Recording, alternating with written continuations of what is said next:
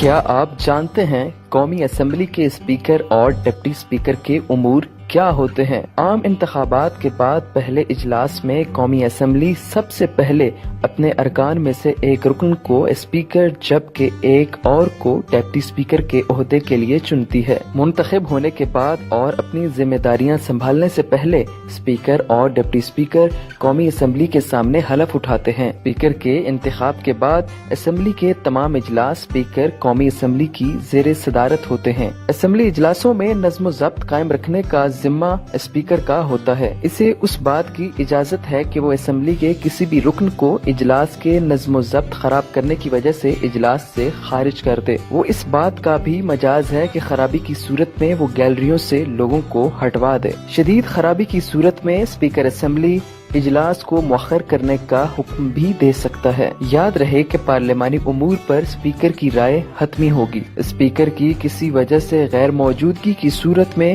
اس کی ذمہ داریاں ڈپٹی اسپیکر سر انجام دے گا۔ قومی اسمبلی کے ارکان اس بات کے مجاز ہیں کہ وہ اسپیکر یا ڈپٹی اسپیکر کو ان کے عہدے سے ہٹانے کے لیے اسمبلی میں قرارداد پیش کریں۔ اگر کسی وجہ سے اسپیکر یا ڈپٹی اسپیکر اپنے عہدے سے مستعفی ہونا چاہیں تو اسپیکر صدر کو جبکہ ڈپٹی اسپیکر کو اپنا تحریری استعفیٰ جمع کرا سکتا ہے۔ Send money online from UK to anywhere absolutely free۔